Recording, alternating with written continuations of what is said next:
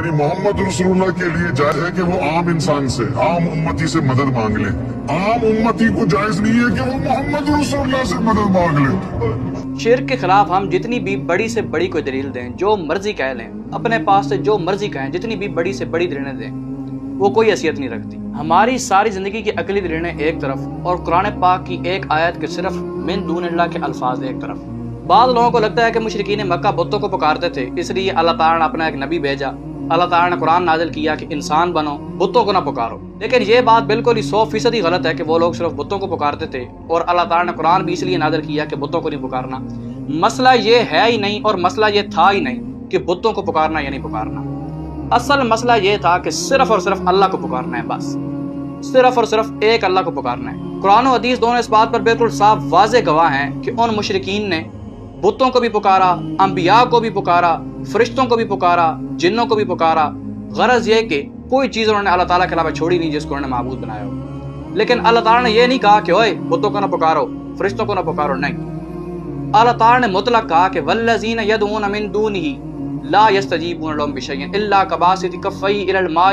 لیبلغ فاہ وما هو ببالغ وما دعاء الکافرین الا فی ضلال، کہ اللہ تعالیٰ کے علاوہ تم جن کو بھی پکارتے ہو۔ اب یہ کتنی ایک بالکل بڑی آسان سی بات ہے، اگر کسی کے اندر ایک انسان جو ہے نا اس کے اندر اللہ تعالیٰ ایک رتی عقل رکھ دیں تو اسے بھی اللہ تعالیٰ سمجھایا نا کہ من دون اللہ، اللہ تعالیٰ کے علاوہ کسی کو نہیں پکارنا، اسے یہ سمجھ آ سکتی ہے کہ جب کہہ دیا کہ اللہ تعالیٰ کے علاوہ، پھر پیچھے بچا کیا ہے؟ جب نبی پاک نے اپنی نبوت کا دعویٰ کیا تو نبی پاک نے تمام لوگوں کو اکٹھا کیا اور تمام لوگوں کو اکٹھا کر کے ان کو کہا کہ قولوا لا الہ الا اللہ تفلحون، کہ تم لوگ کہہ دو لا الہ الا اللہ، اللہ کے علاوہ کوئی الہ نہیں، تفلحون، تم لوگ کامیاب ہو جاؤ گے۔ نبی پاک نے یہ کہا ہی نہیں کہ بتوں کو نہیں پکارنا، انبیاء کو نہیں پکارنا، نہیں، کچھ بھی نہیں کہا، صرف ایک لفظ کہا کہ لا الہ الا اللہ، اور اسی لفظ سے اتنی مخالفت ہوئی، اتنی مخالفت ہوئی، اتنی مخالفت ہوئی کہ کوئی کسر نہیں چھوڑی، کوئی حد نہیں چھوڑی،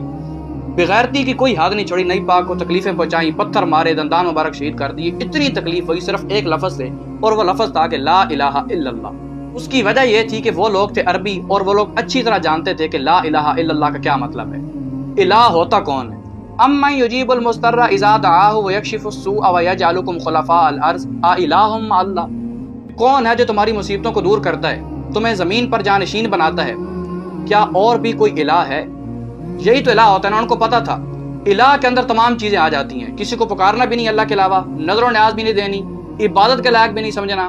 اور یہ بھی نہیں سمجھنا کہ اللہ کے علاوہ کوئی عالم الغیب ہے، یہ بھی نہیں سمجھنا کہ اللہ تعالیٰ کے علاوہ تمام اختیارات کسی کے پاس ہیں، یہ تمام چیزیں الہ کے اندر آ جاتی ہیں۔ اور یہ ایک عقلی چیز ہے، بالکل بدیہی چیز ہے، اتنی عقل ہر انسان کے اندر ہے کہ وہ یہ چیز پہچان سکے کہ الہ کون ہوتا ہے۔ قرآن پاک کی نص موجود ہے کہ الہ وہی ہوتا ہے جو تمام چیزوں کا خالق ہو، مالک ہو، رازق ہو، اور امن یجیب المضطر اذا دعاہ اس بات پر گواہ ہے کہ الہ وہی ہوتا ہے جو لوگوں کی مصیبتوں کو دور کرے، لوگ اسی کو پکاریں۔ اللہ تعالیٰ نے تو سب کچھ کہہ دیا کہ جن کو تم اللہ کے علاوہ پکارتے ہو بندے ہیں تمہاری طرح، تمہاری پکار سن نہیں سکتے، تمہاری پکار سے غافل ہیں، مردے ہیں، زندہ نہیں ہیں، اور کھجور کی گٹھلی کے چھلکے کے بھی مالک نہیں ہیں، بالکل کچھ نہیں کر سکتے۔ اللہ تعالیٰ نے تمام باتیں کر دی، لیکن مسئلہ آ کر یہ بنا کہ اس من دون اللہ کے اندر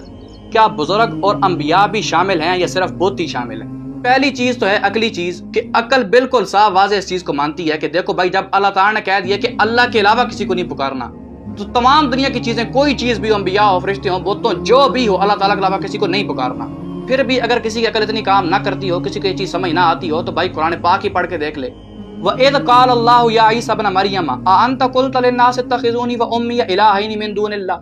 إِلَٰهَيْنِ مِن دُونِ اللَّهِ۔ اللہ تعالیٰ قیامت کے دن حضرت عیسیٰ علیہ السلام سے پوچھیں گے کہ اے عیسیٰ، کیا تم نے لوگوں کو کہا تھا کہ اللہ تعالیٰ کے علاوہ مجھے اور میری ماں کو الہ بنا لو؟ تم نے کہا تھا۔ حضرت عیسیٰ علیہ السلام کہیں گے کہ اے اللہ، آپ خوب جانتے ہیں، جو آپ جانتے ہیں وہ میں نہیں جانتا، لیکن جو میں جانتا ہوں وہ آپ جانتے ہیں، میں نے ان کو نہیں کہا تھا۔ اب یہ بالکل قرآن پاک کی بالکل صاف واضح آیت ہے کہ من دون اللہ کے اندر حضرت عیسیٰ علیہ السلام کو شامل کیا گیا ہے، اور حضرت عیسیٰ علیہ السلام کو پکارنا یہ عقلی طور پر جیسے ہم اپنی عقل کے گھوڑے دوڑاتے ہیں اس طرح تو جائز ہے، ٹھیک ہے۔ کیوں؟ حضرت عیسیٰ علیہ السلام اللہ کے نبی تھے، بڑے بڑے معجزات تھے، مردوں کو زندہ کر دیا کرتے تھے، پرندوں کے اندر اپنے ہاتھ سے پرندے بناتے، پھر ان کے اندر پھونک ڈالتے تو وہ ان کے اندر روح آ جاتی۔ عقلی طور پر یہ چیز بالکل ہی ٹھیک ہے کہ حضرت عیسیٰ علیہ السلام مشکل کشا ہو سکتے ہیں کیونکہ ان کے پاس بڑے بڑے معجزات تھے، اور مزے کی بات اوپر سے یہ کہ وہ ابھی تک وفات بھی نہیں پائے۔ اہل سنت والجماعت کا متفق عقیدہ ہے کہ حضرت عیسیٰ علیہ السلام ابھی بھی آسمانوں پر زندہ ہیں، پھر ان کو تو پکارنا جائز ہو گیا۔ لیکن اللہ تعالیٰ نے من دون اللہ کے اندر حضرت عیسیٰ علیہ السلام کو بھی شامل کیا، اور دوسری قرآن پاک کی آیات کے اولئک الذین یدعون یبتغون الی ربہم الوسیلۃ ایہم اقرب ویرجون رحمتہ ویخافون عذابہ، کہ جن کو یہ اللہ تعالیٰ کے علاوہ پکارتے ہیں وہ تو خود اللہ تعالیٰ کو قرب تلاش کر رہے ہوتے ہیں، وہ تو خود اللہ تعالیٰ کے عذاب سے ڈرتے ہیں، وہ تو خود اللہ تعالیٰ کی رحمت کی امید رکھ رہے ہوتے ہیں۔ تو اب اگر انسان کے اندر ایک رتی ہو نا، اور رتی کی بھی 1000 رتیاں کی جائیں، اس رتی جتنی بھی اگر انسان کے اندر عقل ہو تو انسان سمجھ سکتا ہے کہ یہاں پر انسانوں کو شامل کیا گیا ہے،